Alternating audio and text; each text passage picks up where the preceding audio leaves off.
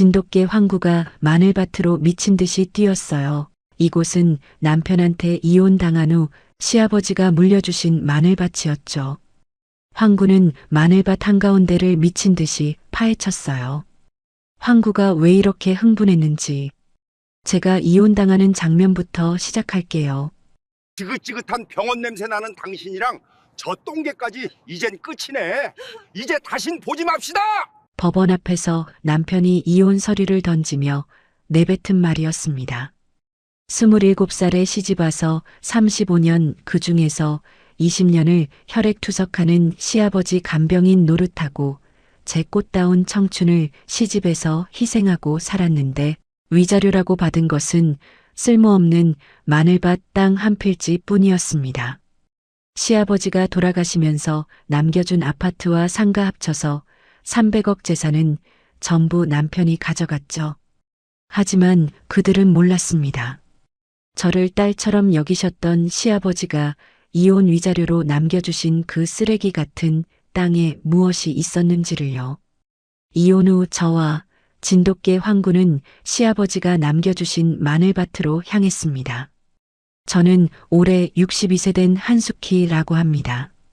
지금부터 제가 실제로 겪은 드라마처럼 기가 막히고 통쾌한 이야기를 들려드리도록 하겠습니다. 사연 시작 전 구독 버튼을 꾹 눌러주세요. 여러분의 오늘 하루가 조금 더 행복한 하루가 되실 거예요. 드디어 끝났군. 지긋지긋한 병원 냄새랑 구질구질한 당신, 그리고 저 발발거리는 똥개까지 한꺼번에 치워버려서 정말 홀가분하다. 저는 이혼 확정 판결을 받고 법원 정문을 나섰습니다.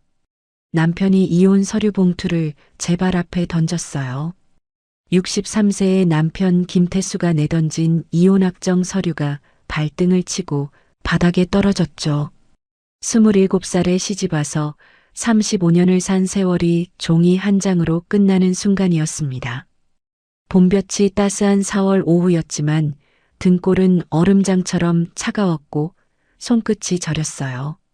시어머니가 독사처럼 차가운 눈으로 저를 노려봤습니다. 83세 시어머니 박영자의 입에서 날카로운 목소리가 쏟아졌어요. 교산동 마늘밭은 보상받는 땅에서도 빠진 곳이라고, 팔아봐야 1억도 안 될 거라고 했죠. 35년 동안 먹여주고 재워준 값으로 생각하고 감지덕지하며 당장 꺼지라고요.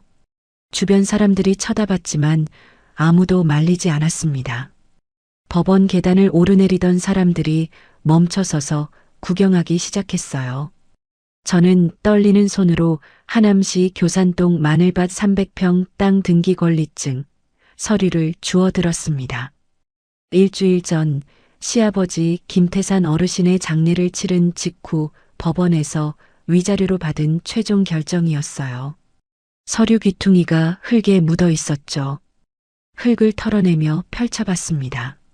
서류 귀퉁이에 작은 쪽지가 클립으로 끼워져 있었어요. 아버님 글씨였습니다. 내 딸 같은 며느리 수키에게. 가슴이 뜨거워졌어요. 입가에 미소가 번졌죠. 시어머니가 그걸 보고 소리쳤습니다. 지금 웃어? 미쳤어?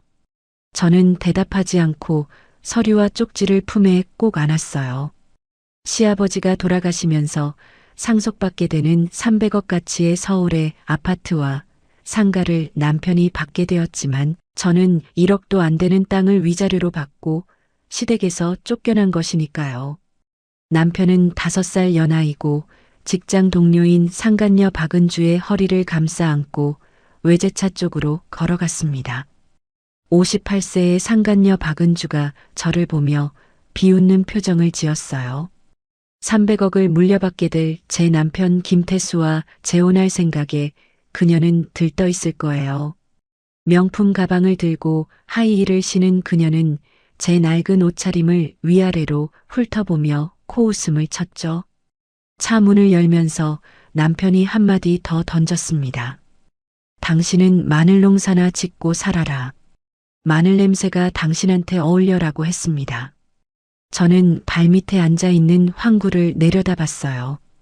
혈액투석을 받기 시작한 지 10년쯤 되었을 때 시아버지가 외롭다며 데려온 이 진돗개는 아버님이 돌아가신 후에도 계속 제 곁을 지켰습니다. 황구가 제 손을 핥았어요. 따뜻했습니다. 시아버지가 일주일에 3회 하루에 4시간씩 투석을 받으러 다니셨는데 거동이 불편하셔서 간병인이 꼭 필요했거든요. 그런데 남편이나 시어머니는 바쁘다는 핑계로 저에게 모두 떠넘겼고 제가 20년 동안 시아버지의 발이 되어드렸거든요. 그런데 시어머니가 달려들 듯 다가왔습니다. 가난한 집안에서 배운 게 저 모양이라며 손을 들었어요. 한 발 물러서며 그녀를 똑바로 쳐다봤죠. 손이 허공에서 멈췄습니다. 제 눈빛이 달라진 걸 느꼈나 봐요. 남편은 시아버지가 평생 일궈놓으신 강남 아파트와 잠실 땅, 분당 상가 건물을 다 가져갈 생각에 취해 있었어요. 300억이 넘는 재산이었죠. 그 앞에서 1억도 안 되는 마늘밭 따위는 쓰레기라고 생각했던 겁니다. 실제로 법정에서도 그렇게 말했어요.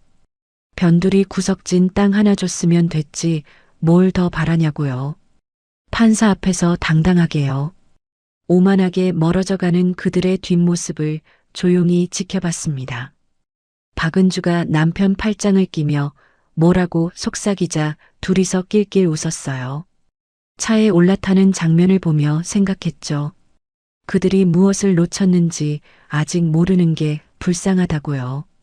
매일같이 닦고 쓸었던 하남 덕풍동 30평 아파트를 뒤로하고 마음먹었습니다.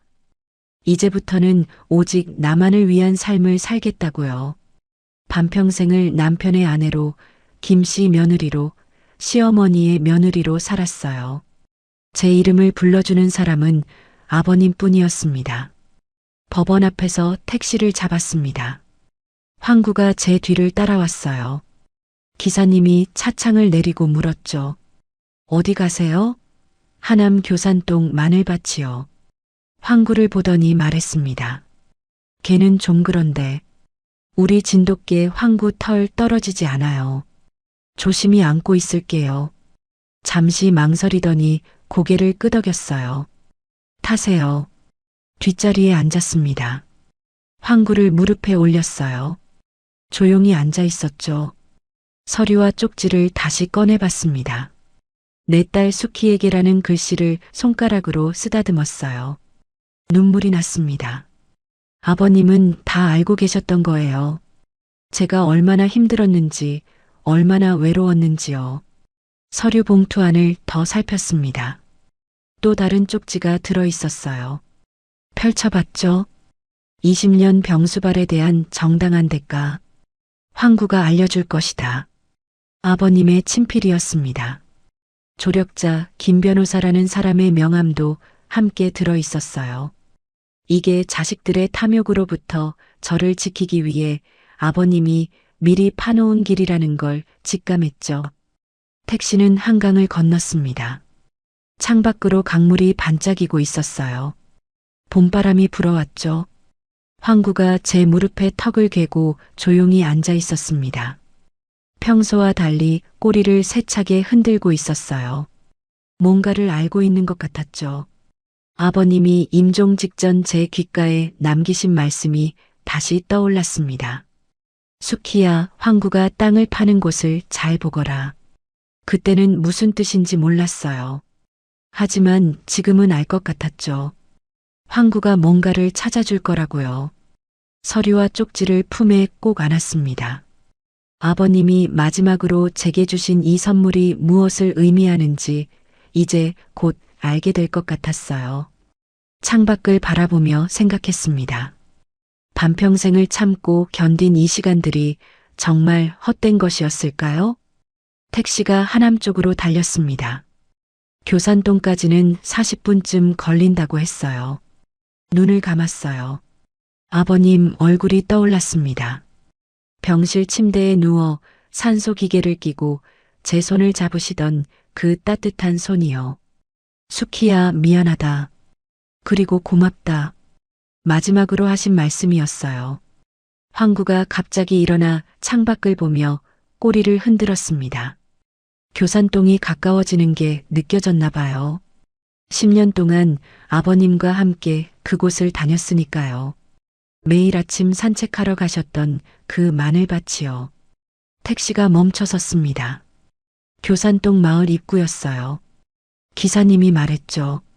여기서 더 들어가면 길이 좁아요. 여기서 내리시죠. 요금을 계산하고 내렸습니다. 황구도 함께 내렸어요. 한적한 시골 마을이었죠. 멀리 마늘밭이 보였습니다. 황구가 앞서 달려가기 시작했어요. 따라갔습니다. 마늘밭으로 가는 흙길을 걸으며 생각했습니다. 남편과 시어머니는 이 땅이 쓰레기라고 했어요. 하지만 아버님은 이 땅을 제게 물려주셨죠. 그 이유가 무엇일까요? 이제 곧 알게 되실 거예요.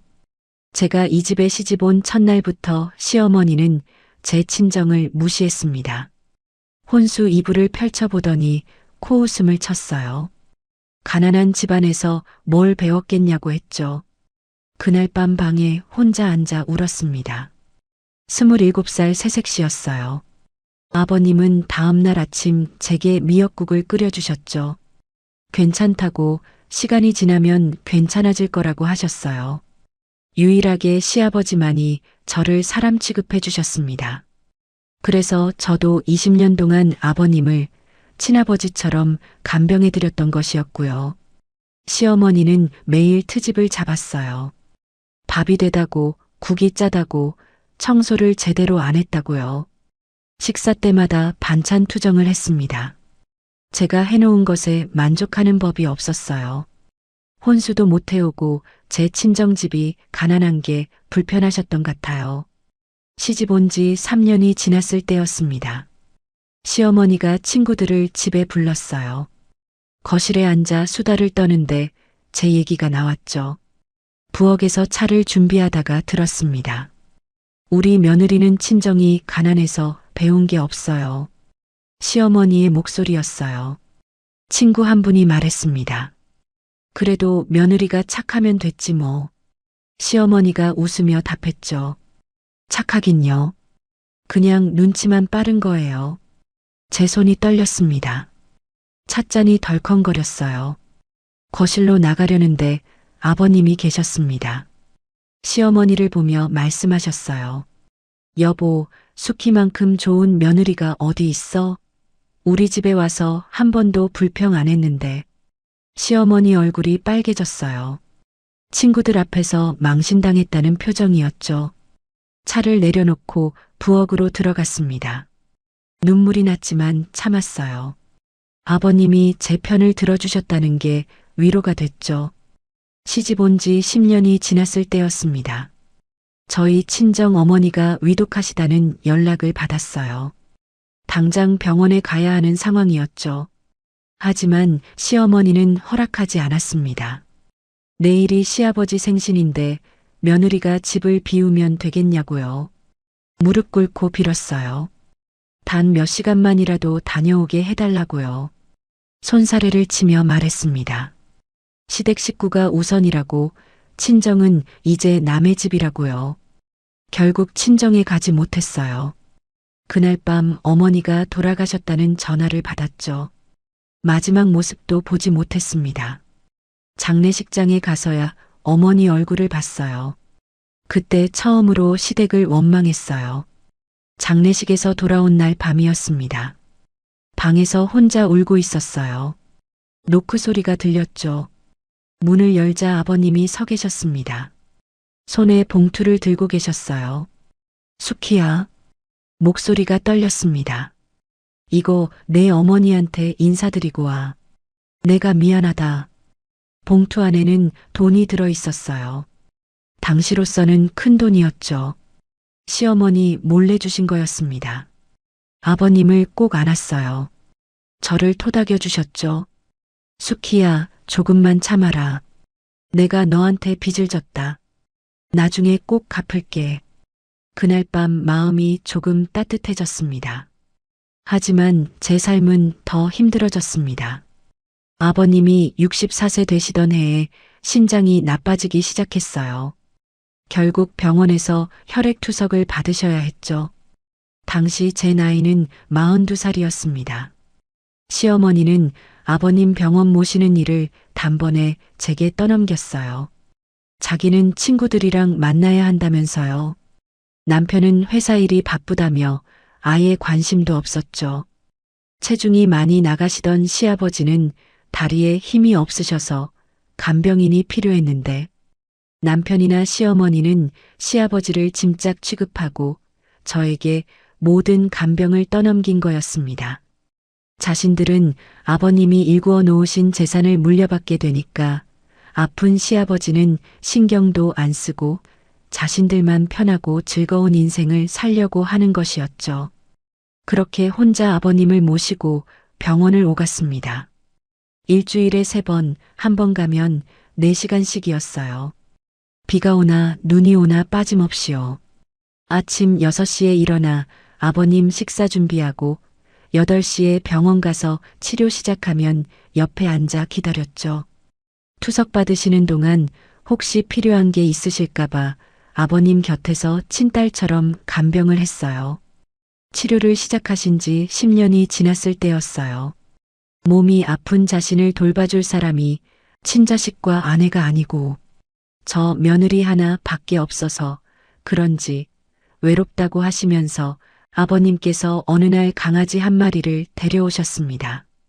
털이 노란색의 진돗개였는데 그래서 아버님이 황구라고 이름 지으셨죠. 똘똘하게 아주 잘생겼고 눈망울이 참 맑았어요. 아버님께서 말씀하셨습니다. 이 녀석이 우리 며느리 수키를 지켜줄 거라고요. 시어머니는 집안에서 개를 키운다고 난리를 쳤지만 아버님이 워낙 고집을 부리셔서 어쩔 수 없이 허락했죠. 노후에 몸이 아파 가족들의 간병이 필요했던 시아버님은 아들도 그렇고 시어머니도 그렇고 자신을 간병해 줄 생각이 없다는 걸 알고 많이 힘드셨던 것 같아요. 그래서 진돗개 황구를 통해서 외로움을 조금이나마 극복하셨던 것 같아요. 그때부터 황구는 저와 아버님의 그림자가 됐어요. 남편은 시간이 흐를수록 점점 더 집에 안 들어왔습니다. 회사 일로 바쁘다고 했어요. 어느 날 옷장을 정리하다가 호텔 영수증을 발견했죠. 여자 이름이 적혀 있었습니다.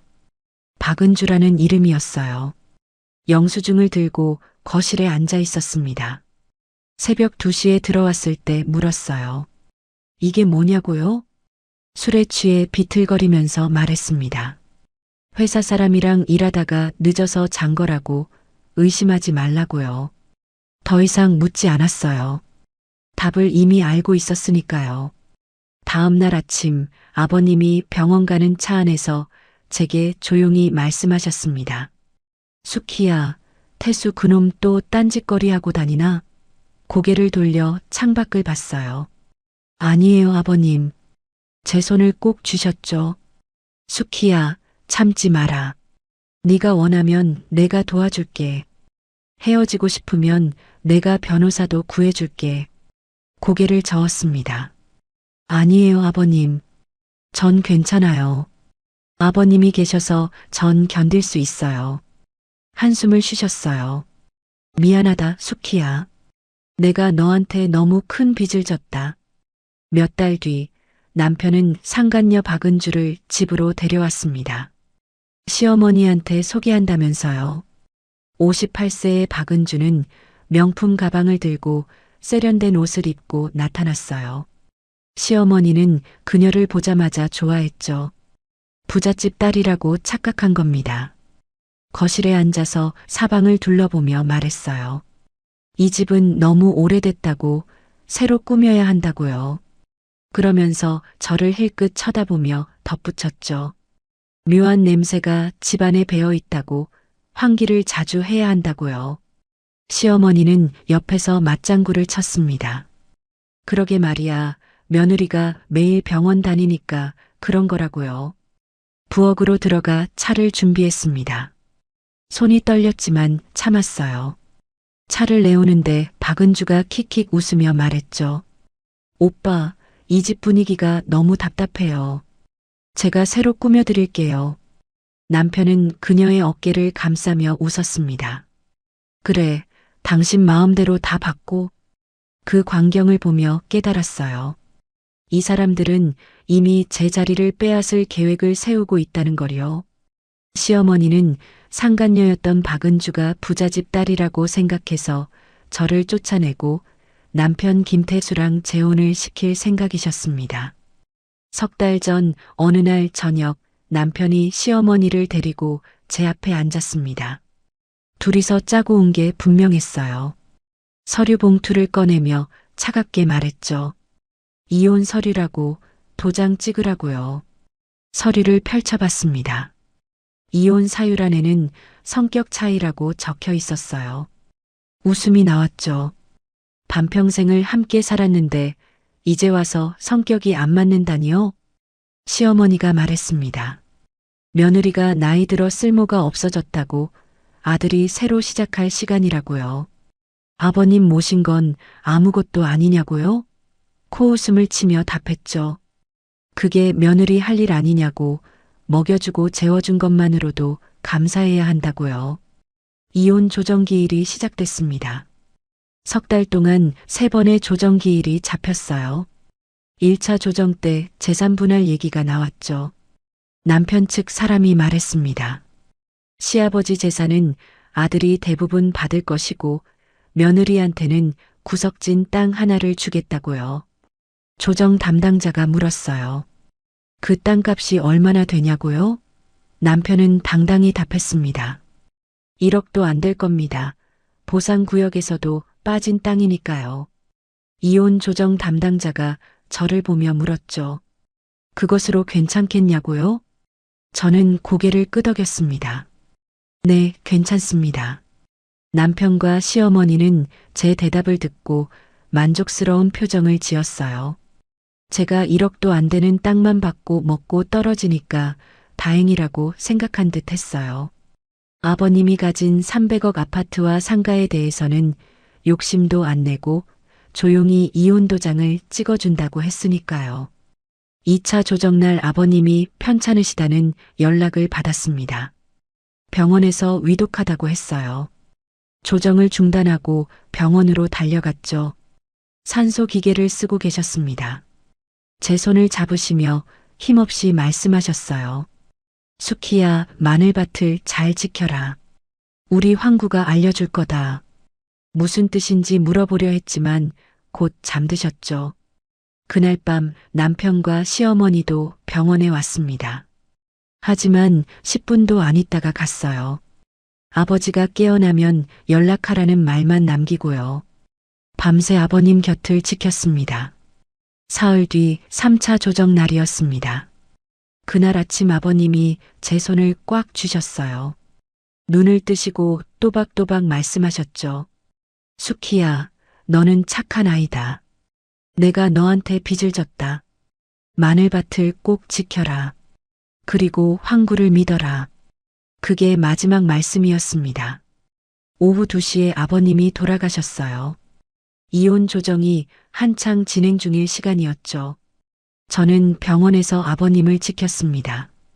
남편에게 전화했지만 받지 않았어요. 1시간 뒤에야 남편과 시어머니가 왔죠. 이혼 조정이 끝난 뒤였습니다. 둘은 아버님이 돌아가셨는데도 차가운 시신 앞에서 형식적으로 울었지만 눈물은 흘리지 않더라고요. 장례식 사흘 동안 저는 모든 걸 준비했습니다. 조문객을 맞이하고 음식을 나르고 빈소를 지켰어요. 남편과 시어머니는 장례식장 밖에서 통화만 했죠. 재산 서류 얘기, 땅 얘기만 했습니다. 둘째 날 밤 시어머니가 제게 말했어요. 장례 끝나면 당장 짐 싸서 나가라고, 판결 나오기 전이라도 짐 싸서 나가라고요. 대답 대신 아버님 영정 사진을 닦았습니다. 사진 속 아버님은 환하게 웃고 계셨어요. 장례식 마지막 날 조문객 한 분이 제게 말했습니다. 며느리가 정말 대단하다고, 20년 넘는 세월 동안 시아버지 병수발 하는 게 훌륭하다고요. 그 말을 들은 시어머니가 비웃으며 끼어들었죠. 당연한 걸 했을 뿐이라고. 시집 식구 모시는 게 며느리가 당연히 해야 할 일이라고요. 장례식이 끝나고 남편이 말했습니다. 일주일 뒤에 최종 판결 받으러 가자고요. 고개를 끄덕였어요. 아버님 장례를 치른 지 일주일 뒤 법원에서 최종 판결이 나왔습니다. 이혼 확정, 재산 분할 확정이었어요. 판사가 판결문을 낭독할 때 남편은 미소를 지었죠.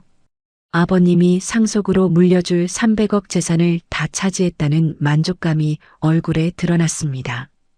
시어머니는 옆에서 고개를 끄덕이며 당연하다는 표정을 지었어요.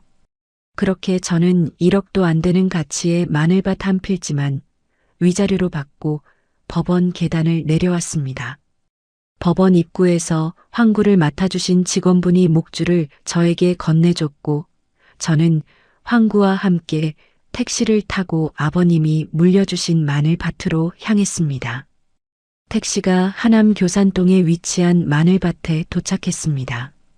황구가 벌써 밭 한가운데를 맴돌고 있었어요. 꼬리를 흔들며 갑자기 어느 곳을 향해 뛰기 시작했습니다. 무언가를 찾은 듯한 몸짓으로 저를 한번 쳐다보더니 특정한 위치에 가서 미친 듯이 파헤치기 시작했습니다. 황구야, 왜 그러니? 거기 뭐가 있니? 다가가서 황구 옆에 무릎을 꿇었어요. 흙이 파헤쳐지고 있었죠. 저는 황구의 행동이 너무나 이상해서 그곳을 파봐야겠다고 생각을 했어요. 손으로 조금 파보려고 했는데 저 혼자서는 도저히 팔 수가 없었어요. 그래서 그 자리에 뭔가 있겠구나라고 생각하고 위치를 표시해두고 다음날 남동생을 불렀어요. 여자 혼자 힘으로는 도저히 파기 힘들었으니까요. 동생은 삽한 자루를 가지고 와서 땀을 흘리면서 황구가 지저댔던 그 자리를 집중적으로 땅을 팠습니다. 동생이 땅을 파는 장면을 보면서 황구는 꿈쩍도 하지 않고 앉은 자리에서 저만 바라봤어요. 마치 모든 것을 알고 있는 것 같은 눈빛이었어요. 1시간 정도를 파내려 갔을 때 동생의 삽에 무엇인가 툭 하고 걸리는 소리가 났어요. 그 순간 동생이 놀라서 저를 쳐다봤습니다. 저도 그 자리에 무엇인가가 있다는 걸 느꼈고 천천히 조심스럽게 주변의 흙들을 걷어내고 있었습니다. 주변을 둘러봤는데 지나가는 사람 하나 없을 정도로 적막했어요. 땅 밑에 단단한 물체가 있는 주변에 있는 흙을 치우기 시작했습니다. 얼마 지나지 않아 딱딱한 게 손에 닿았어요. 플라스틱 재질이었는데 완전히 다 파보니까 비닐로 여러 겹 쌓인 바퀴가 달린 여행용 캐리어였습니다. 한 50kg 정도로 묵직한 무게가 나가는 여행용 가방이었어요. 묵직한 가방을 안에서 꺼내는데 쇠소리 같은 게 났습니다. 저는 떨리는 손으로 여행용 가방의 지퍼를 열었습니다. 흙이 묻어있는 여행용 가방의 뚜껑을 여는 순간 저는 숨이 멎었습니다. 지퍼를 여는 순간 반짝이는 금덩어리들이 가득 들어 있었어요. 저는 깜짝 놀라서 동생을 쳐다봤습니다. 제 동생도 심장이 덜컹할 정도로 놀랐습니다. 우리는 금괴를 보는 동시에 주변을 살폈지만 다행히 지나가는 사람이 하나도 없었습니다. 황구는 여행용 가방 앞에서 시아버지의 냄새를 맡았는지 꼬리를 흔들어댔어요. 신기하게도 시아버지가 돌아가셨다는 걸 아는지 눈망울에 눈물이 살짝 맺혀서 꼬리를 흔들고 저를 바라봤습니다. 저는 손으로 금괴를 하나를 집어들었습니다. 생각보다 무거웠어요. 진짜 금괴였습니다. 지금 금값이 천정부지로 치솟고 있는데 시아버지가 말했던 것이 바로 이것이구나 라는 생각이 들면서 눈물이 났고 한편으로는 이게 현실인지 실감이 안 났습니다. 황구는 10년 동안 외로웠던 아버님의 친구가 되어 주었고 저를 위해 시아버지의 편지를 넣어서 금괴 가방을 제가 찾을 수 있도록 훈련시키신 똘똘한 강아지였어요. 300평이나 되는 이 넓은 땅에서 아버님이 준비하신 이 자리를 기억하도록요. 여행용 가방 안에 금괴더미 속에서 하얀색 종이 한 장이 들어 있었습니다. 아버님 글씨였어요. 펼쳐봤죠? 수키야, 이건 내가 너에게 주는 고마움의 대가다. 나는 20년 전부터 이걸 준비했단다. 네가 시집 온 뒤로 10년은 더 모았어. 나는 너를 지켜주고 싶었다. 아들 김태수와 네 시어머니 박영자는 탐욕밖에 모르는 사람들이야. 하지만 너는 달랐지. 너는 아픈 나를 간병해주고 진정으로 나를 대해주는 진짜 내 딸 같은 며느리였어. 이 금괴를 가지고 내 인생을 즐기면서 살아라. 황구가 너를 도와줄 거야. 그리고 김 변호사를 찾아라. 저는 편지를 읽으며 눈물을 흘렸습니다. 아버님은 이미 저를 위해 이 모든 것을 다 계획하고 계셨던 거예요. 아버지가 가진 부동산들은 아들과 아내가 쥐고 있으니까 저에게 남겨줄 유산을 이렇게 준비해 주셨던 거예요. 저는 동생의 도움을 받아서 여행용 가방을 챙겨서 황구와 함께 집으로 왔습니다. 황구야, 고마워. 아버님이 널 보내주셨구나. 황구가 제 얼굴을 핫았어요. 따뜻했습니다. 저는 시집에서 쫓겨나면서 얻은 작은 원룸에 방을 얻었습니다. 방 한 칸에 부엌이 딸린 곳이었죠. 금괴를 보고 놀란 동생이 저를 집에 데려다 주었는데 긴 얘기는 하지 않았어요. 저는 동생에게 고맙다고 하고 금괴를 5개 정도 주고 보냈습니다. 저는 작은 원룸에 도착해서 조심스럽게 금괴가 들어있는 여행용 가방을 침대 밑에 숨겼습니다. 황구가 방을 한 바퀴 돌며 냄새를 맡았어요. 이제 여기가 우리 집이야, 황구야. 황구가 제 옆에 누웠죠. 아버님이 남겨주신 명함을 꺼냈습니다. 김 변호사라는 이름이 적혀 있었어요. 전화를 걸었죠. 2번 신호가 울리고 목소리가 들렸습니다. 여보세요? 남자 목소리였어요. 차분하고 정중했죠. 김 변호사님이신가요? 저는 한숙희라고 합니다. 김태산 어르신 며느리예요. 잠시 침묵이 흘렀습니다. 아, 한숙혜 씨. 기다리고 있었습니다. 어르신께서 말씀하셨어요. 내일 오전 10시에 제 사무실로 오실 수 있으신가요? 네, 가겠습니다. 주소를 받아 적었어요. 전화를 끊고 침대에 앉았습니다. 황구가 제 무릎에 턱을 올렸어요. 쓰다듬으며 생각했죠.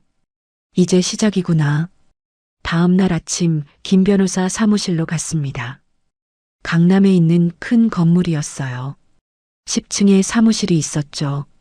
문을 열고 들어갔습니다. 50대 중반쯤 돼 보이는 남자가 일어서며 손을 내밀었어요. 한숙혜 씨, 반갑습니다. 김영수 변호사입니다. 악수를 했습니다. 손이 따뜻했어요. 앉으라는 손짓에 따라 의자에 앉았죠. 변호사님이 서류를 꺼내며 말했습니다. 김태산 어르신께서 3년 전에 저를 찾아오셨어요. 며느리를 법적으로 보호해달라고 하셨죠. 3년 전이요? 네. 어르신은 아드님과 사모님이 탐욕스럽다는 걸 아셨어요. 그래서 미리 준비하신 겁니다. 금괴 얘기도 하셨고요. 금괴는 어떻게 처리해야 하나요? 법적으로 문제없이 처리할 방법이 있습니다. 일단 금괴를 감정받아야 해요. 그 다음 상속받은 걸로 신고하면 됩니다. 어르신께서 이미 서류를 준비해 두셨거든요. 서류요? 변호사님이 봉투를 건넸습니다. 열어봤어요. 아버님이 작성하신 증여 계약서가 들어 있었죠. 10년 전 날짜로 되어 있었습니다. 법적으로 완벽하게 처리된 서류였어요. 이게 있으면 금괴를 합법적으로 제 것으로 만들 수 있나요? 네. 어르신께서 10년 동안 조금씩 준비하신 겁니다. 세금만 내면 문제 없어요. 감정 가격이 나오면 제가 처리해 드리겠습니다. 안도의 한숨이 나왔습니다. 아버님은 정말 모든 걸 준비하셨던 거예요. 변호사님이 차를 따라주며 말했습니다. 한숙혜 씨, 어르신께서 당신을 많이 아끼셨어요. 저한테도 여러 번 말씀하셨죠. 숙희는 내 진짜 딸이라고요. 눈물이 났습니다. 참으려 했지만 흘러내렸어요. 변호사님이 조용히 기다려주셨죠. 일주일 뒤 금괴 감정을 받았습니다. 감정소에 가서 금괴를 꺼냈어요. 감정사가 하나씩 확인했죠. 순금 99.9%였습니다. 감정사가 말했습니다. 이게 50개면 현재 시세로 300억 정도 되겠네요. 300억이요? 네. 금값이 많이 올랐거든요. 다리에 힘이 풀렸습니다. 의자에 앉았어요. 300억이라니요. 감정서를 받아들고 변호사 사무실로 갔습니다. 김 변호사님이 서류를 보며 고개를 끄덕였어요. 좋습니다. 이제 상속 신고를 하면 됩니다. 세금은 대략 60억 정도 나올 겁니다. 세금을 내고 나면 240억이 한숙희 씨 것이 되는 거죠. 240억이요? 실감이 나지 않았어요. 변호사님이 웃으며 말했습니다. 어르신께서 20년 동안 준비하신 겁니다. 한숙혜 씨를 위해서요. 그날 저녁 원룸으로 돌아왔습니다. 황구가 꼬리를 흔들며 반겼어요. 황구를 안고 한참을 울었죠. 아버님, 감사합니다. 정말 감사합니다. 일주일 뒤 세금 납부가 끝났고 동생에게 준 금괴 5개를 제외하고 모두 현금으로 바꾸었더니 240억 정도가 제 통장에 들어왔어요. 저는 통장을 보며 믿을 수 없었죠. 평생 이렇게 큰 돈을 만져보지 못했던 저에게 믿을 수 없는 숫자들이 통장에 찍혀 있었습니다. 김 변호사님이 전화했습니다. 한숙혜 씨, 이제 어떻게 하실 건가요? 생각해 봤어요. 무엇을 해야 할까요? 일단 안전한 곳으로 이사하세요. 그리고 천천히 생각하시면 됩니다. 급할 것 없어요. 알겠습니다. 전화를 끊고 창밖을 봤습니다. 하남 신도시 방향이 보였어요. 그날 밤 뉴스를 봤습니다. 하남 교산 신도시 개발 소식이 빠르게 진행된다고 나왔어요. 보상금 협의가 시작됐다고 했죠. 제 마늘밭도 포함되어 있었습니다. 앵커가 말했어요. 하남 교산 신도시 중심상업지구 보상금은 평당 7천만 원 수준이 될 것으로 보입니다. 계산을 해봤습니다. 300평이면 210억이었어요. 숨이 멎었죠. 금괴 240억에 땅 210억이면 450억이었습니다. 쓰레기 땅이라던 그곳이요. 1억도 안 된다던 그곳이요. 웃음이 났습니다. 남편과 시어머니는 아직 모르고 있었죠. 그들이 버린 땅이 진짜 보물이었다는 걸요. 다음 날 김 변호사님께 전화했습니다. 변호사님, 제 마늘밭 땅이 보상 대상이래요. 변호사님이 웃으며 답했습니다. 알고 있습니다. 어르신께서 이미 말씀하셨어요. 그 땅이 진짜 선물이라고요. 아버님은 정말 모든 걸 아셨던 거예요. 40년 전 그 땅을 사두셨던 이유가요. 언젠가 이곳이 신도시로 개발이 될 것이라는 걸 예상하셨던 거예요. 보상금 협의가 빠르게 진행이 됐습니다. 한 달 뒤 정식으로 통지서를 받았어요. 평당 7천만 원, 총 210억이었죠. 저는 토지보상금 확정 서류에 서명하고 돌아왔습니다. 저는 원룸에 앉아서 계산했습니다. 금괴 240억, 보상금 210억, 합계 450억이었어요. 믿을 수가 없었습니다. 이 모든 게 아버님이 제게 남겨주신 선물이었죠. 저는 제보를 꼬집었습니다. 이게 현실 같지가 않았어요. 저는 제 옆에서 꼬리를 흔드는 황구를 쓰다듬으며 생각했습니다. 이제 뭘 해야 할까요? 어떻게 살아야 할까요? 창밖을 봤습니다. 해가 지고 있었어요. 새로운 시작이 다가오고 있었죠. 그렇게 시간이 흐르고 하남시에서는 정식 보상금 발표가 났어요. 신문에 크게 실렸죠. 교산 신도시 보상금 평당 7천만 원 확정이라는 기사였습니다. 그날 오후 남편에게서 전화가 왔습니다. 야, 한숙희, 신문 봤어? 목소리가 떨리고 있었어요. 대답하지 않고 전화를 끊었죠. 10분 뒤 시어머니에게서 전화가 왔습니다. 숙희야, 그 땅 아직 내 이름이지? 그 땅 팔아서 우리한테 줘야 해. 소리치고 있었어요. 조용히 답했습니다. 어머님, 그건 법원에서 확정된 제 이혼 위자료로 받은 제 재산이에요. 전화를 끊었죠. 저녁에 원룸 초인종이 울렸습니다. 문을 열자 남편과 시어머니가 서 있었어요. 어떻게 여기를 찾았을까요? 들어오려 했지만 문을 막았습니다. 왜 오셨어요? 남편이 거칠게 말했습니다. 그 땅 210억이래? 우리가 절반은 받아야 해. 시어머니가 옆에서 거들었어요. 당연하지. 그건 네 시아버지가 남겨준 우리 집안 재산인데. 저는 미소를 띄우며 고개를 저었습니다. 이미 법원 판결이 났어요. 이건 엄연히 제 땅이에요. 당신들이 쓰레기라고 저한테 마늘 농사나 지으라고 하고 저한테 버린 땅이죠. 저는 문을 닫으려 했어요. 남편이 발로 문을 막았습니다. 한숙희, 네가 지금... 황구가 으르렁거리며 나타났습니다. 남편이 뒤로 물러섰어요. 조용히 말했죠. 다시는 오지 마세요. 경찰 부를 거예요. 문을 닫았습니다. 밖에서 남편이 소리를 질렀지만 신경 쓰지 않았어요. 남편은 상간녀였던 박은주와 재혼을 했다는 소식을 들었어요. 남편이 물려받은 재산이 많다는 것을 알고 접근한 돌싱녀 박은주는 제 전남편 김태수와 결혼을 했다는 것이었는데 저는 그 소식을 듣고도 아무런 느낌이 느껴지지는 않았습니다. 그 소식을 듣고 나서 한 달 정도가 지났습니다. 어느 날 뉴스를 보고 있었어요. 지역 뉴스에 익숙한 이름이 나왔죠. 남편이 만나던 상간녀 박은주에 대한 기사였습니다. 앵커가 말했습니다. 서울 강남에 거주하는 박모 씨가 다단계 사기 혐의로 고발당했습니다. 피해자가 30명이 넘는 것으로 알려졌습니다. 화면에는 해외로 도피한 남편의 상간녀 박은주의 사진이 공개되었어요.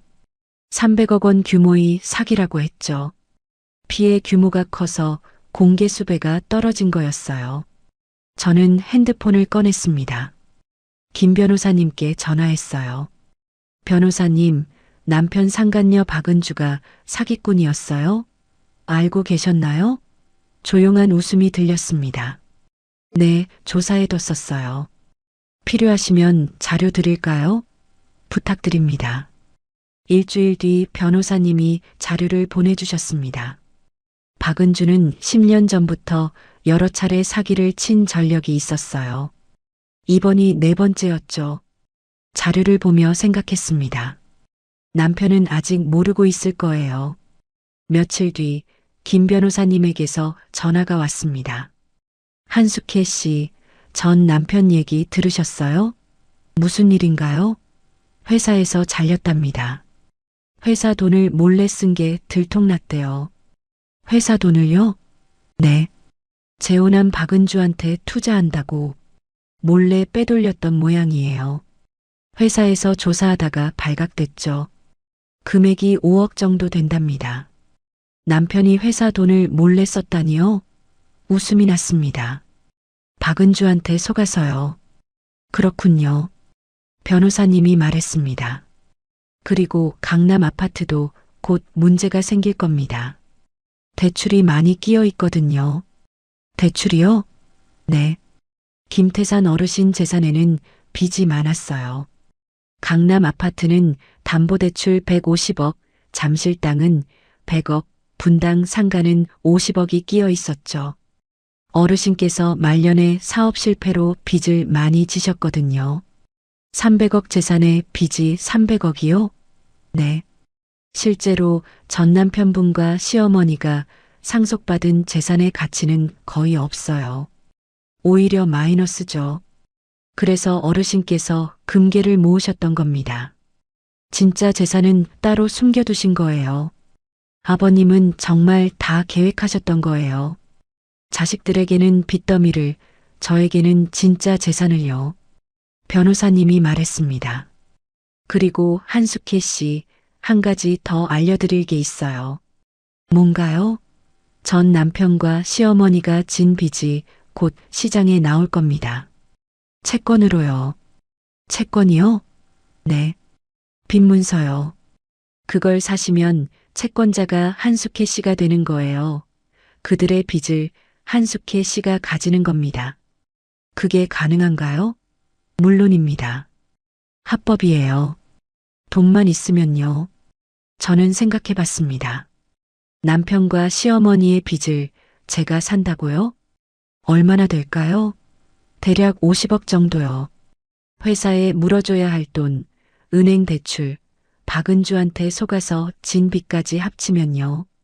시장에서는 보통 액면가의 30%에 거래됩니다. 15억이면 살 수 있어요. 15억이요? 그들의 50억 빚을요? 네. 제가 알아보고 연락드릴게요. 전화를 끊고 생각했습니다. 남편과 시어머니의 빚을 제가 사는 거예요. 그럼 그들은 저한테 빚을 지는 거죠. 입가에 미소가 번졌습니다. 아버님, 이게 복수인가요? 황구가 제 옆에 와서 앉았어요. 황구를 쓰다듬으며 생각했죠. 해야 할까요? 며칠 뒤 신문을 봤습니다. 남편이 다니던 회사 앞에서 시위하는 직원들 사진이 실렸어요. 회사 돈 횡령 책임자 처벌하라는 피켓을 들고 있었죠. 기사를 읽었습니다. 김모 부장이 회사 자금 5억을 횡령해 투자 사기에 당했다고 했어요. 그날 저녁 김 변호사님이 전화했습니다. 한숙혜 씨, 채권 나왔어요. 살 건가요? 손이 떨렸습니다. 사겠습니다. 알겠습니다. 제가 처리하겠습니다. 일주일 뒤에 완료될 겁니다. 전화를 끊고 창밖을 봤어요. 밤이었습니다. 별이 반짝이고 있었죠. 일주일 뒤 남편이 살던 아파트 앞으로 갔습니다. 차 안에 앉아 건물을 바라봤어요. 저 안에서 35년을 살았죠. 남의 눈치 보며 시어머니 뒷바라지하며 아무것도 아닌 사람으로 살았습니다. 핸드폰이 울렸습니다. 김 변호사님이었어요. 한숙혜 씨, 채권 매입 완료됐습니다. 이제 전 남편과 시어머니의 빚은 모두 한숙희 씨 것입니다. 50억 채권을 15억에 샀어요. 며칠 뒤 그들에게 통지서가 갈 겁니다. 통지서요? 네. 채권자가 바뀌었다는 통지요. 채권자 이름에 한숙희라고 적혀 있을 겁니다. 고마워요, 변호사님. 천만에요. 어르신께서 원하셨던 일입니다. 전화를 끊고 아파트를 바라봤습니다. 며칠 뒤 그들은 알게 되겠죠. 자신들의 빚을 제가 샀다는 걸요. 그들이 버린 며느리가 이제 그들의 빚쟁이라는 걸요. 차를 출발시켰습니다. 원룸으로 돌아가는 길이었어요. 신호등에 멈춰 섰을 때 라디오에서 노래가 흘러나왔죠. 처음 들어보는 노래였는데 가사가 귓가에 맴돌았습니다. 이제 시작이라는 노래였어요. 맞아요. 이제 시작이에요. 창밖을 봤습니다. 하남 신도시 방향에 불빛이 반짝이고 있었어요. 제 마늘밭이 있던 자리였죠. 이제는 거대한 상업지구가 되어가고 있었습니다. 원룸에 도착했습니다. 황구가 반겼어요. 황구를 안고 소파에 앉았죠. 곧 그들에게 통지서가 갈 거예요. 그때 그들이 어떤 표정을 지을까요? 기대됐습니다. 35년 동안 참았던 시간들이 이제 빛을 발하고 있었어요. 아버님이 남겨주신 선물로요. 창밖을 봤습니다. 달이 떠 있었어요. 환한 달이었죠. 황구를 쓰다듬으며 중얼거렸습니다. 아버님, 잘 보고 계시죠? 일주일이 지났습니다. 김 변호사님에게서 전화가 왔어요. 한숙혜 씨, 통지서 발송됐습니다. 오늘 도착할 겁니다. 알겠습니다. 전화를 끊고 시계를 봤어요. 오후 2시였죠. 지금쯤 우편 배달부가 그 집에 도착했을 거예요. 남편과 시어머니가 통지서를 받았겠죠. 봉투를 뜯고 채권자 이름을 봤을 겁니다. 한숙희라는 이름을요. 소파에 앉아 차를 마셨습니다. 황구가 제 발밑에 누워 있었어요. 조용한 오후였죠. 핸드폰이 울렸습니다. 남편이었어요. 받지 않았습니다. 다시 울렸어요. 시어머니였죠. 역시 받지 않았습니다. 문자가 왔습니다. 남편이었어요. 한숙희, 이게 무슨 짓이야? 당장 전화해. 무시했습니다.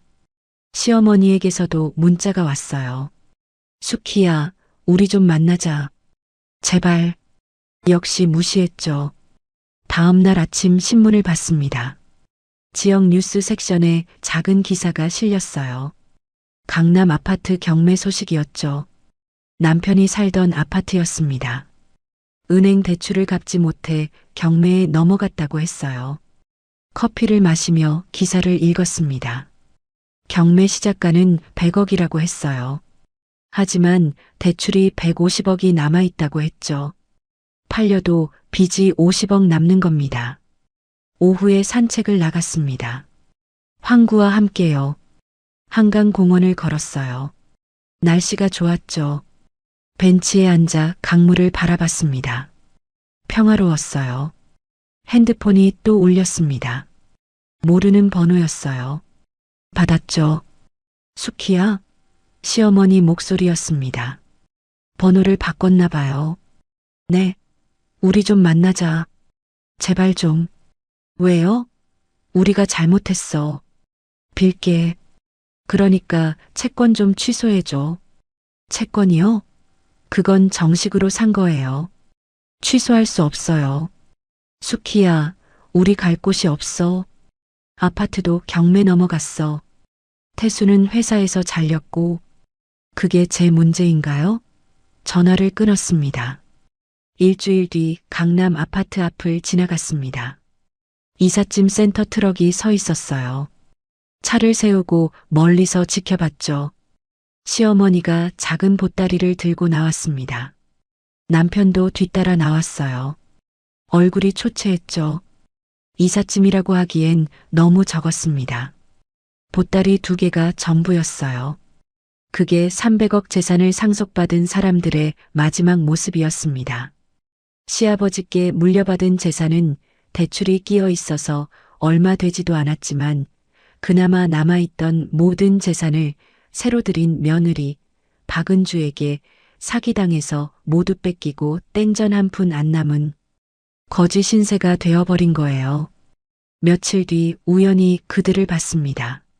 하남 쪽 건설 현장 근처였어요. 원룸을 알아보러 갔다가였죠. 신호등에서 차가 멈췄을 때 봤습니다. 남편이 건설 현장에서 나오고 있었어요. 시멘트 가루가 온몸에 묻어 있었습니다. 작업복을 입고 있었어요. 손에는 컵라면을 들고 있었죠. 길가에 쪼그리고 앉아 라면을 먹기 시작했습니다. 혼자였어요. 신호가 바뀌었습니다. 차를 출발시켰어요. 백미러로 남편의 모습이 점점 작아졌죠. 부장이었던 사람이 이제 건설 현장 막노동을 하고 있었습니다. 다음 주에 시장에 갔습니다. 장을 보러요. 황구 사료도 사고 제 식료품도 사야 했죠. 시장 입구에서 누군가를 봤습니다. 시어머니였어요. 폐지 수레를 끌고 있었습니다. 허리가 굽어 있었어요. 골목을 돌아다니며 폐지를 주었죠. 박스를 하나 집어 수레에 실었습니다. 83세의 나이예요. 300억 재산을 물려받는 부푼 꿈을 안고 인생을 즐기며 해외여행도 다니던 사람이었습니다. 시아버지가 아파도 간병은 단 한 번도 안 하고 명품 가방을 들고 다니던 사람이요. 이제는 폐지를 주우며 하루하루를 살고 있었어요. 저는 그들에게 다가가지 않았습니다. 그냥 지나쳤어요. 시어머니는 저를 보지 못했죠. 고개를 숙이고 폐지만 찾고 있었으니까요. 장을 보고 돌아오는 길이었습니다. 다시 그 골목을 지나갔어요. 시어머니가 아직도 폐지를 줍고 있었죠. 수레에 폐지가 가득 쌓여 있었습니다. 하지만 무거워 보였어요. 힘들게 끌고 가고 있었죠. 마음이 아프지 않았습니다. 동정심도 들지 않았어요. 그냥 그녀가 자기 인생을 살고 있다는 생각만 들었죠. 한 달이 지났습니다. 김 변호사님에게서 전화가 왔어요. 한숙혜 씨, 전 남편이 채무조정 신청을 했습니다. 창밖을 봤습니다. 비가 내리고 있었어요. 일주일 뒤 남편에게서 편지가 왔습니다. 손편지였어요. 펼쳐봤죠? 숙희야, 나 좀 살려줘. 우리가 잘못했어. 어머니도 많이 후회하고 계셔. 제발 채무 조정 좀 받아줘. 우리 정말 갈 곳이 없어. 난 지금 건설 현장에서 일해. 하루 12시간씩. 어머니는 폐지 주우셔. 83세에. 제발 좀 도와줘. 편지를 접었습니다. 쓰레기통에 넣었어요. 황구가 제 옆에 와서 앉았죠. 황구를 쓰다듬으며 생각했습니다. 도와줘야 할까요? 아니에요. 그들은 35년 동안 저를 도와주지 않았어요. 친정어머니 임종 때도, 시아버님 투석 받으실 때도, 이혼 서류 내밀 때도요. 이제 제가 도와줄 이유는 없었죠. 며칠 뒤 김 변호사님이 전화했습니다. 한숙혜 씨, 전 남편이 직접 만나고 싶대요. 어떻게 하시겠어요? 만나지 않겠습니다. 알겠습니다. 하지만 다음 날 남편이 제 집 앞에 나타났습니다. 초인종을 눌렀어요. 모니터로 봤죠. 초췌한 얼굴이었습니다. 작업복을 입고 있었어요. 무시했습니다. 1시간 동안 초인종을 눌렀습니다. 문을 두드렸어요. 숙희야, 나 좀 만나줘. 제발. 소리쳤죠? 이웃에서 문이 열리는 소리가 들렸습니다. 여기 무슨 일이에요? 이웃 목소리였어요. 남편의 발소리가 멀어졌습니다. 계단을 내려가는 소리였죠. 창문으로 내려다봤어요. 남편이 고개를 떨군 채 걸어가고 있었습니다. 뒷모습이 작아 보였어요. 밤이 됐습니다. 소파에 앉아 TV를 봤어요. 뉴스였죠. 하남 신도시 개발 소식이 나왔습니다. 공사가 한창이라고 했어요. 시아버지가 물려주셨던 제 마늘밭이 있던 자리는 이제 거대한 쇼핑시설로 변해가고 있었습니다. 화면에 공사 현장이 비쳤어요. 높은 건물들이 올라가고 있었죠. 쓰레기 땅이라던 그곳이요. 핸드폰이 울렸습니다. 시어머니였어요. 또 다른 번호였죠. 받지 않았습니다. 문자가 왔어요. 숙희야, 제발 좀 만나자. 무릎 꿇을게. 빌게. 우리 좀 살려줘. 문자를 지웠습니다. 전화번호를 차단했어요. 창밖을 봤죠. 별이 반짝이고 있었습니다. 아버님, 이게 맞는 건가요? 중얼거렸어요. 황구가 제 무릎에 올라왔습니다. 쓰다듬으며 생각했죠. 아버님이라면 뭐라고 하셨을까요? 아버님 목소리가 들리는 것 같았습니다. 숙희야, 넌 잘하고 있다. 내 인생을 살아라. 그들의 인생은 그들이 선택한 거다. 고개를 끄덕였습니다. 맞아요. 그들이 선택한 거예요. 35년 동안 저를 무시하고 아버님을 방치하고 재산만 탐낸 게요. 이제 그 대가를 치르고 있는 거죠. 침대에 누웠습니다. 천장을 보며 생각했어요. 내일은 뭘 할까요? 김 변호사님이 좋은 아파트를 알아봐 주셨어요. 이사 갈까요? 눈을 감았습니다. 편안했어요. 처음으로 느끼는 완전한 평안이었죠. 더 이상 누구한테도 미안하지 않았습니다. 더 이상 눈치 볼 사람도 없었고요. 2주일이 지났습니다. 김 변호사님에게서 전화가 왔어요. 한숙혜 씨, 보상금 210억 입금 완료됐습니다. 확인해 보세요. 통장을 확인했어요. 금괴 240억, 보상금 210억, 합계 450억이 찍혀 있었죠. 숨을 깊이 들이마셨습니다. 이게 현실인가요? 변호사님이 말했어요.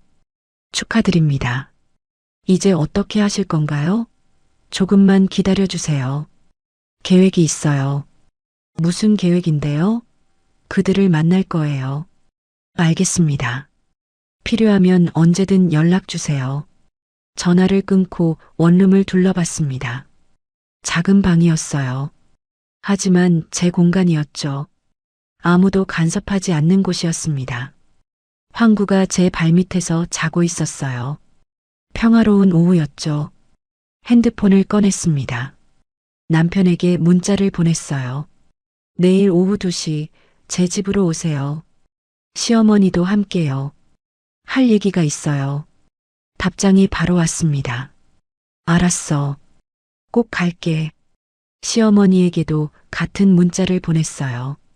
역시 답장이 왔죠. 갈게, 수키야. 고마워. 다음 날 오후 1시 50분이었습니다. 원룸을 정리했어요. 차를 준비했죠. 황구를 씻겼습니다. 깨끗하게요. 거울을 봤어요. 단정한 옷을 입었습니다. 머리도 빗었죠. 준비가 됐어요. 초인종이 울렸습니다. 정확히 2시였어요. 모니터를 확인했죠. 남편과 시어머니가 서 있었습니다. 둘 다 초췌한 모습이었어요. 문을 열었습니다. 들어오세요. 남편이 먼저 들어왔어요. 시어머니가 뒤따라 들어왔죠.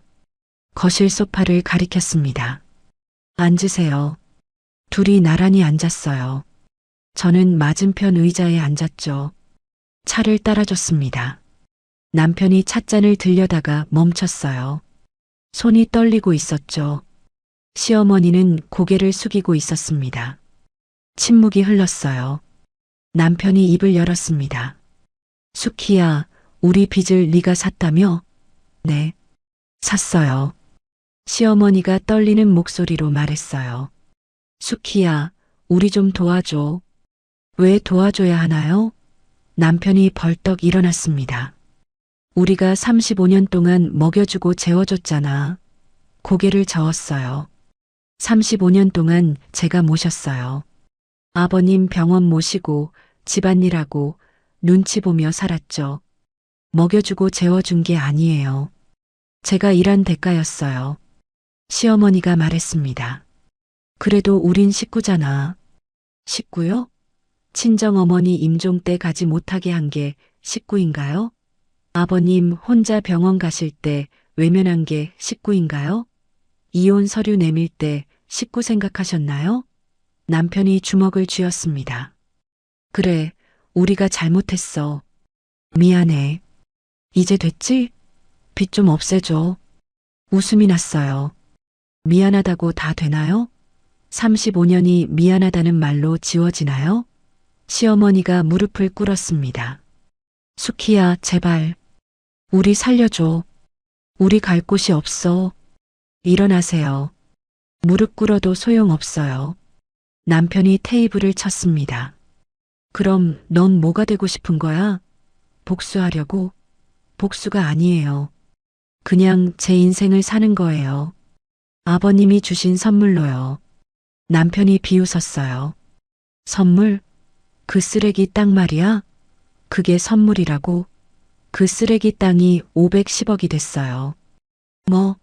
금괴 300억에 보상금 210억이요. 합치면 510억이에요. 당신들이 버린 땅이요. 남편의 얼굴이 하얗게 질렸습니다. 510억이라고? 시어머니가 주저앉았어요. 그게 무슨 소리야? 아버님이 20년 동안 준비하신 거예요. 금괴를 마늘밭 밑에 묻어두시고 신도시 개발을 기다리셨죠. 진짜 가치 있는 건 다 저한테 주셨어요. 당신들한테는 빚만 남긴 재산을 주셨고요. 남편이 소리쳤습니다. 그럼 우린? 당신들은 300억 재산을 받았잖아요. 아파트, 땅, 상가요. 하지만 빚이 300억이었죠. 실제로는 아무것도 없었던 거예요. 아버님이 말년에 사업 실패로 빚을 많이 지셨거든요. 당신들은 몰랐죠. 재산만 보고 탐냈으니까요. 시어머니가 울기 시작했어요. 그럼 우리한텐 아무것도 없었다는 거야? 맞아요. 처음부터 아무것도 없었어요. 아버님이 진짜 재산은 다 저한테 주셨으니까요. 남편이 휘청거렸습니다. 소파에 주저앉았어요. 그럼 우리가 받은 300억은 다 빚이었다고? 네. 그리고 그 빚을 제가 샀어요. 15억이에요. 이제 당신들의 50억 빚은 제 것이 됐죠. TV를 켰습니다. 미리 준비해둔 USB를 꽂았어요. 화면이 켜졌죠. 아버님이 나타났습니다. 병실 침대에 앉아 카메라를 보고 계셨어요. 남편과 시어머니가 화면을 봤습니다. 아버님의 목소리가 거실에 울려 퍼졌어요. 내 이름은 김태산입니다. 남아있는 내 가족들에게 이 영상을 남긴다. 내 아들과 아내에게 할 말이 있어. 태수야, 영자야. 너희는 내 가족이 아니야. 너희들은 내 재산만 노렸지. 내가 투석 받을 때 단 한 번도 병원에 안 왔어. 명절에도 생일에도 너희는 여행 가고 친구 만나러 갔지. 하지만 한 사람만은 달랐어.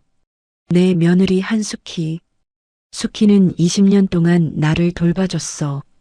비 오는 날도 눈 오는 날도 한 번도 빠지지 않았지. 숙희는 내 손을 잡고 투석실에서 4시간씩 기다렸단다. 숙희는 내 진짜 딸이었어. 시어머니가 바닥에 주저앉았습니다. 아버님의 목소리는 계속됐어요. 그래서 나는 결심했어. 내 재산 중 진짜 가치 있는 것은 모두 숙희에게 줄 거야. 하남교산의 마늘밭과 그 아래 묻어둔 금괴. 그게 숙희가 받을 대가다. 태수와 영자, 너희는 강남 아파트와 잠실 땅을 받아라. 하지만 그것들은 빌린 돈이 많이 끼어 있어서 가치가 얼마 되진 않을 거야. 며느리 숙희의 것보다 가치가 훨씬 적지. 그게 너희가 받을 몫이다. 화면이 꺼졌습니다. 침묵이 흘렀어요. 남편이 무릎을 꿇었습니다. 아버지가 우릴 속인 거야. 우릴 배신한 거라고. 목소리가 떨렸죠. 의자에서 일어나 남편 앞에 섰습니다. 배신이 아니에요. 아버님은 정확하게 보셨던 거예요. 누가 진짜 가족인지요. 당신은 박은주한테 속아서 재산을 날렸고 회사에서 쫓겨났고 빚더미에 앉았어요. 그게 당신이 선택한 길이었어요. 시어머니가 제 다리를 붙잡았습니다. 숙희야, 제발. 우리 살려줘. 우리 갈 곳이 없어. 손을 조심스럽게 떼어냈어요. 어머님, 전 20년 동안 제 인생을 바쳤어요. 일주일에 3번 투석받는 아버님을 병원 모시고 4시간씩 기다리고 집에 와서 청소하고 요리했죠. 친정 어머니 임종도 못 지켰습니다. 어머님이 가지 말라고 하셨으니까요. 이제 제 인생을 즐기면서 살 거예요. 어머님도 어머님 인생을 사세요. 시어머니가 흐느꼈지만 마음이 흔들리지 않았습니다. 남편이 벌떡 일어나 테이블을 내려쳤습니다. 쿵! 찻잔이 바닥으로 떨어졌어요. 깨지는 소리가 크게 났죠. 2년이 510억을 혼자 다 먹으려고 시어머니가 남편을 잡으려 했지만 뿌리쳤습니다. 남편이 소파를 발로 걷어찼어요. 쿵! 소파가 뒤로 밀리며 벽에 부딪혔죠. 저를 향해 달려들었습니다. 손을 들어 올렸어요. 황구가 으르렁거리며 남편 앞을 막아섰습니다. 이빨을 드러내며 짖었어요. 멍멍멍멍. 소리가 원룸 전체에 울려 퍼졌죠. 남편이 멈칫했습니다. 황구가 한 발 앞으로 나왔어요. 으르렁 소리가 더 커졌죠. 조용히 핸드폰을 꺼냈습니다. 녹음 버튼을 눌렀어요. 남편이 소리쳤습니다. 이 똥개새끼 안 치워? 황구는 물러서지 않았어요. 복도에서 문 여는 소리가 들렸습니다. 이웃이었어요. 여기 무슨 일이에요? 남자 목소리였죠. 또 다른 문도 열렸습니다. 경찰 불러요? 여자 목소리였어요. 남편이 뒤를 돌아봤습니다. 복도에 이웃 2명이 서 있었어요. 핸드폰을 들고 있었죠. 침착하게 말했습니다.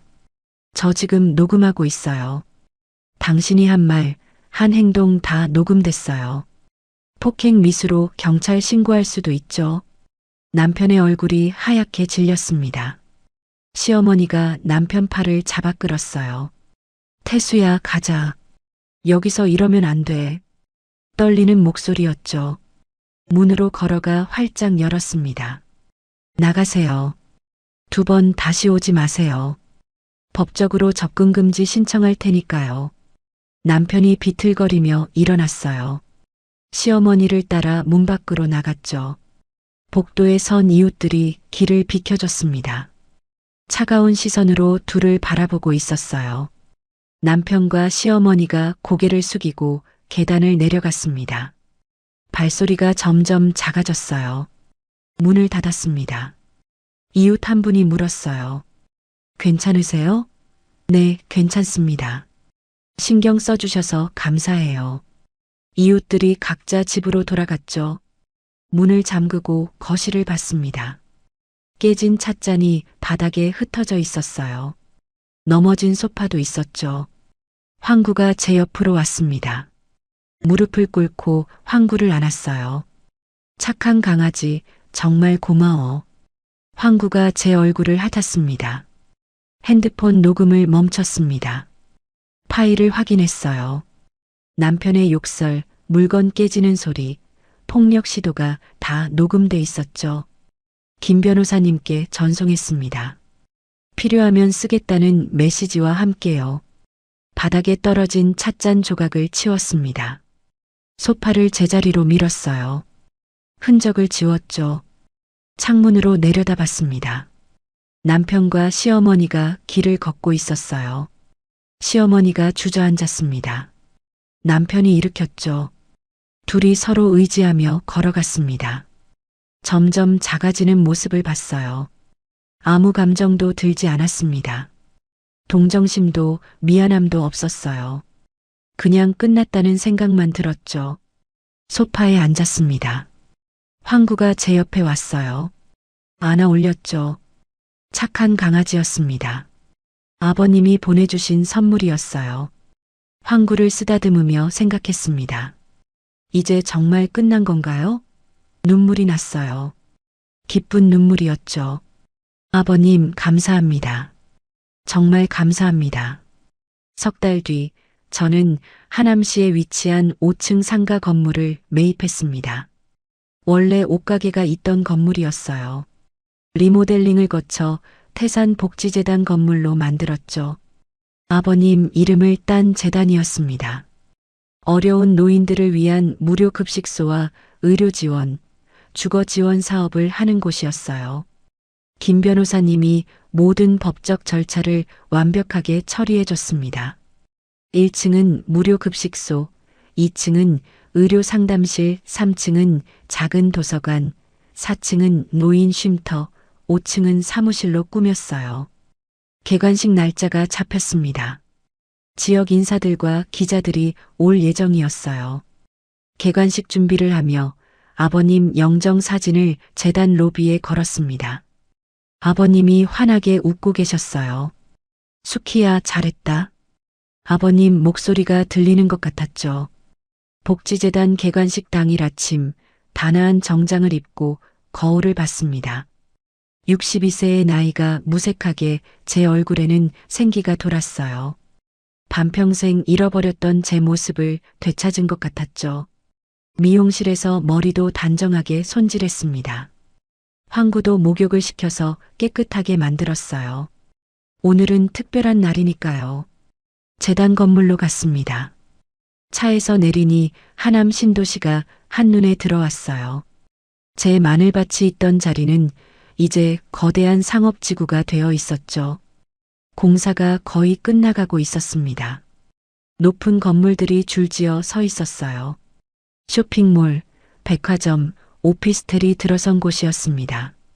오후 2시 개관식이 시작됐습니다. 로비는 사람들로 가득 찼어요. 하남시장님, 사회복지 단체 대표들, 기자들이 왔죠. 지역 노인분들도 초대했습니다. 100명이 넘는 사람들이 모였어요. 단상에 올라 마이크 앞에 섰죠. 태산복지재단 개관을 축하해 주셔서 감사합니다. 이 재단은 제 시아버지 김태산 어르신을 기리기 위해 만들어졌어요. 아버님은 평생 성실하게 사셨고 어려운 사람들을 도우셨던 분이죠.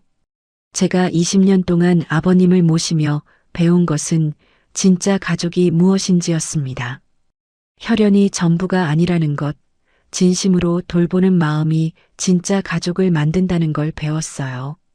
사람들이 박수를 쳤습니다.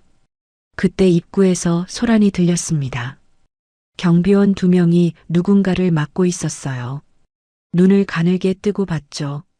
남편과 시어머니였습니다. 둘 다 남루한 옷을 입고 있었어요.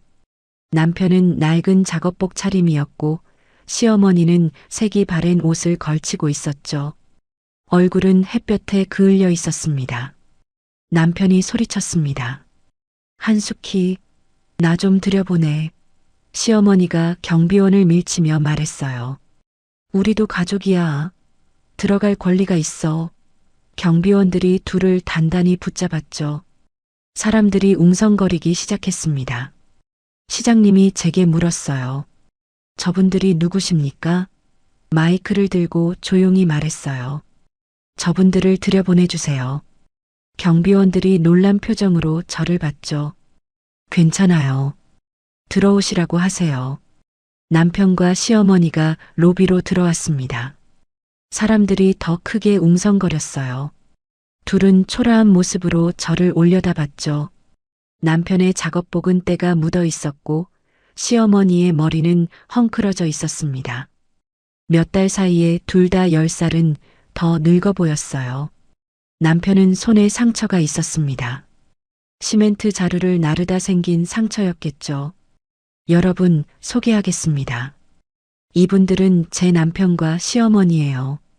제가 반평생 동안 모셨던 분들이죠. 사람들이 조용해졌습니다. 계속 말했어요. 이분들 덕분에 제가 오늘 여기 설 수 있게 됐어요.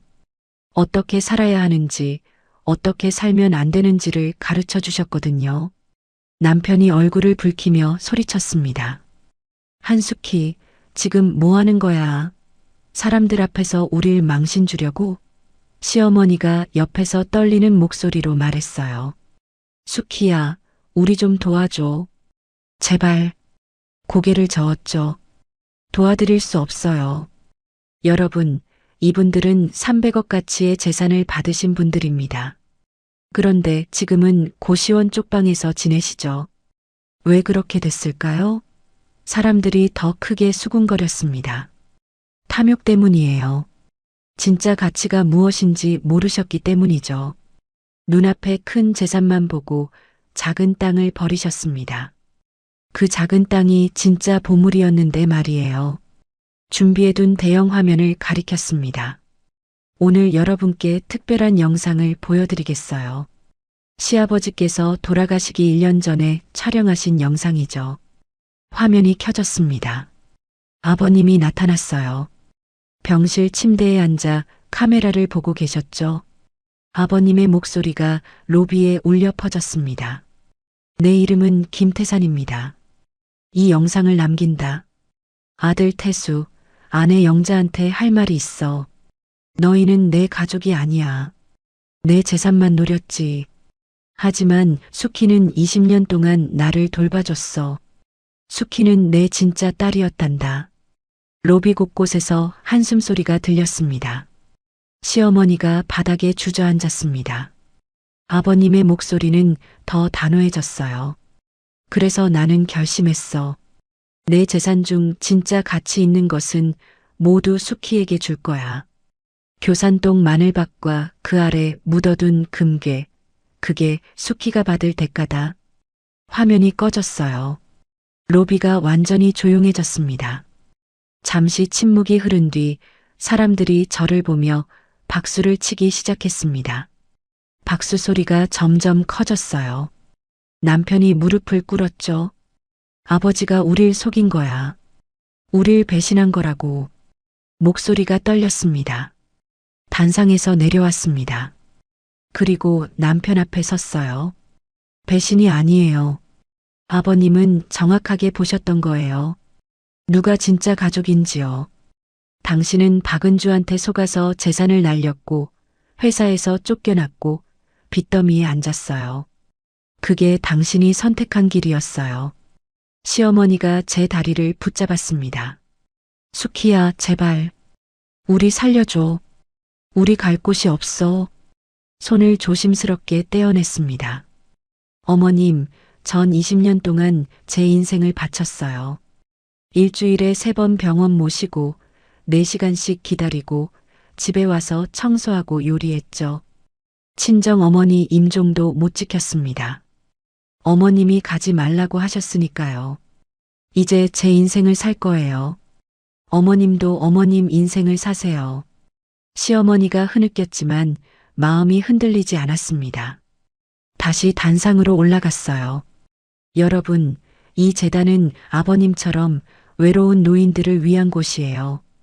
가족에게 버림받은 분들, 홀로 사시는 분들께 따뜻한 밥 한 끼와 의료 지원을 드릴 겁니다. 아버님이 제게 주신 사랑을 사회에 돌려드리는 거죠. 1층 급식소에서는 하루 200명에게 무료로 식사를 제공할 예정이에요. 2층 의료 상담실에서는 무료 건강 검진을 하고요.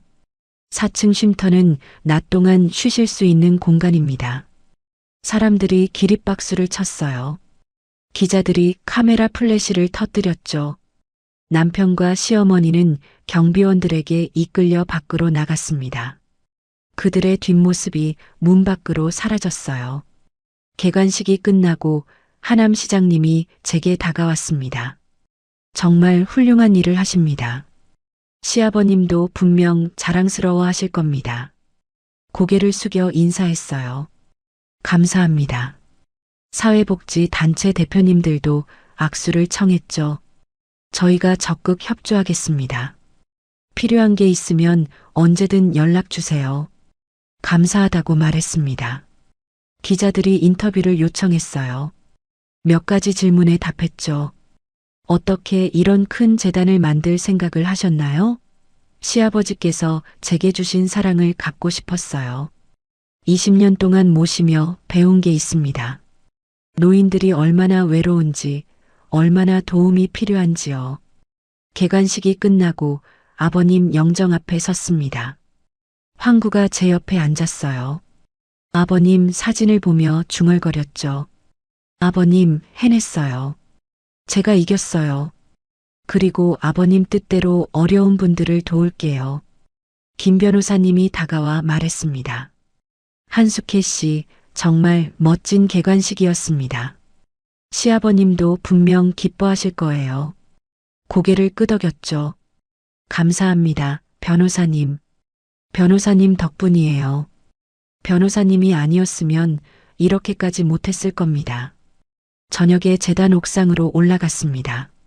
하남 신도시 야경이 한눈에 들어왔어요. 반짝이는 불빛들 사이로 제 마늘밭이 있던 자리가 보였죠. 난간에 기대 하늘을 바라봤어요. 아버님 반평생이 걸렸지만 저 이제 자유해요.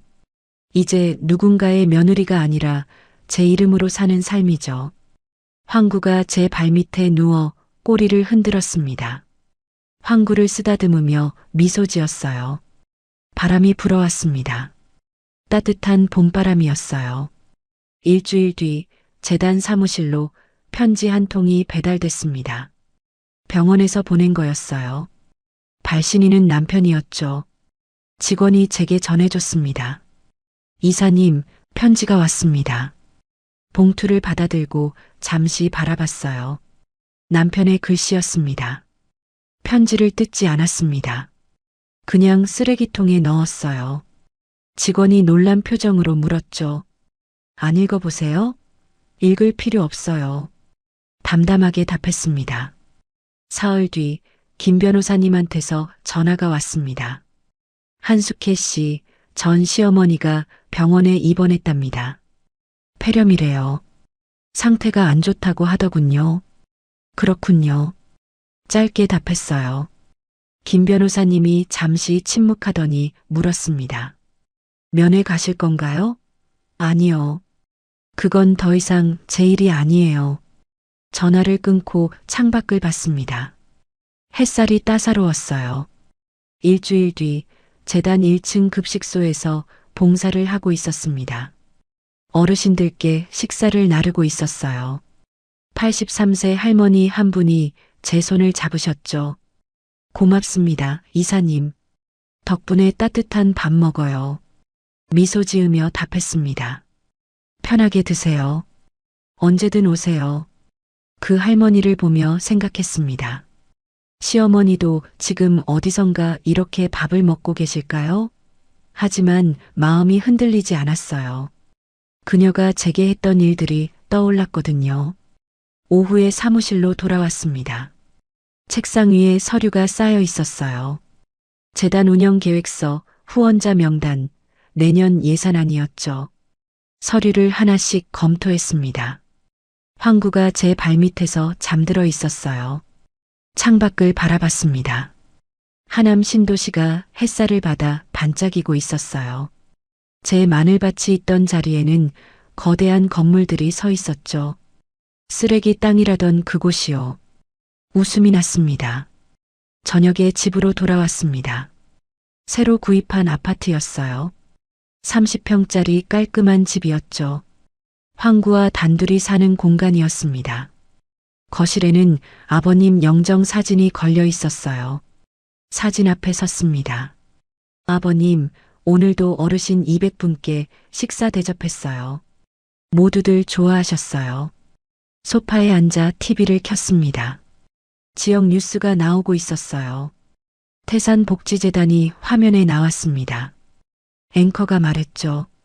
하남시에 새로 개관한 태산복지재단이 어려운 노인들에게 큰 도움을 주고 있다고 합니다. TV를 끄고 창밖을 바라봤어요. 황구가 제 무릎에 올라왔어요. 황구를 쓰다듬으며 생각했습니다. 반평생이 걸렸지만 여기까지 왔어요. 다음 날 아침 재단으로 출근하는 길이었습니다. 버스 정류장에서 버스를 기다리고 있었어요. 그때 익숙한 뒷모습이 보였습니다. 시어머니였어요. 병원에서 퇴원한 모양이었죠. 폐지 수레를 끌고 있었습니다. 허리가 굽어서 힘들어 보였어요. 시어머니는 길가에 폐지를 주워 수레에 담고 있었습니다. 83세의 나이에 혼자서요. 창밖으로 시어머니가 점점 작아지는 게 보였죠. 마음이 아프지 않았습니다. 동정심도 들지 않았어요. 그냥 그녀가 자기 인생을 살고 있다는 생각만 들었습니다. 책상에 앉아 일기장을 꺼냈습니다. 오랜만에 쓰는 일기였어요. 펜을 들고 적기 시작했죠. 오늘로 35년이 끝났다. 김태수 아내로 살았던 35년, 박영자 며느리로 살았던 35년이 완전히 끝났다. 이제 새로운 한숙희가 시작됐다. 62세부터 시작하는 제2의 인생이다. 늦었지만 괜찮다. 아버님이 주신 선물 덕분에 당당하게 시작할 수 있으니까. 일기장을 덮었습니다. 창밖을 바라봤어요. 하남 신도시 건물들이 햇빛을 받아 빛나고 있었죠. 점심시간이 되어 1층으로 내려갔습니다. 급식소가 어르신들로 가득했어요. 웃음소리가 들렸죠. 따뜻한 밥 냄새가 났습니다. 앞치마를 두르고 배식을 도왔어요. 한 분 한 분께 밥을 담아드렸죠. 87세 할머니가 제 손을 잡으셨습니다. 이사님, 덕분에 매일 따뜻한 밥 먹어요. 아들도 딸도 없는 할머니인데 여기서 가족 만난 것 같아요. 눈시울이 뜨거워졌어요. 할머니, 언제든 오세요. 여기가 할머니 집이에요. 배식을 마치고 밖으로 나왔습니다. 재단 건물 앞 벤치에 앉았어요. 햇살이 따사로웠습니다. 다음 날 아침 저는 시아버님 묘소를 찾았습니다. 황구와 함께였어요. 묘비 앞에 무릎을 꿇었죠. 아버님, 며느리 수키가 왔어요. 저는 지금 복지재단도 잘 운영하고 있어요. 황구가 묘비 옆에 앉아 하늘을 올려다봤습니다. 꼬리를 살랑살랑 흔들고 있었어요. 마치 10년 동안 함께한 시아버님의 냄새를 지금도 느끼는 것 같았죠. 아버님, 20년 동안 저를 위해 준비하신 선물 잘 받았어요. 덕분에 60이 넘은 제 나이에도 지금은 제 이름으로 인생을 즐기는 삶을 시작했습니다. 이제 저도 행복하게 살게요. 아버님도 거기서는 아프지 말고 건강하세요. 시아버지가 대답을 해주는 것처럼 갑자기 바람이 불어왔습니다. 따뜻한 바람이었어요. 집으로 돌아왔습니다. 거실에서 아버님 영정에 절을 올렸어요. 아버님 감사합니다. 그리고 사랑합니다. 소파에 앉아 창밖을 봤죠. 달이 떠 있었습니다. 환한 보름달이었어요. 황구가 제 무릎에 올라와 잠들었습니다. 황구를 쓰다듬으며 미소 지었어요. 이제 시작이에요. 눈을 감았습니다. 마음이 평화로웠어요. 처음으로 느끼는 완전한 평화였죠. 더 이상 두려운 게 없었습니다. 더 이상 눈치 볼 사람도 없었습니다. 여러분, 오늘 이야기 어떻게 들으셨나요? 한숙혜 씨의 35년은 결코 헛되지 않았습니다. 진심으로 친정아빠라고 돌봐드린 시아버지는 그 사랑을 잊지 않으셨고 가장 큰 선물로 보답하셨죠. 진짜 가족은 혈연이 아니라 진심이라는 걸 보여주는 이야기였습니다. 오늘의 이야기가 여러분의 마음에 작은 위로가 되었다면 구독과 좋아요를 눌러주세요. 그리고 지금 어디에서 듣고 계신지 댓글로 알려주시면 그곳으로 행운의 기운을 가득 담아 보내드리겠습니다.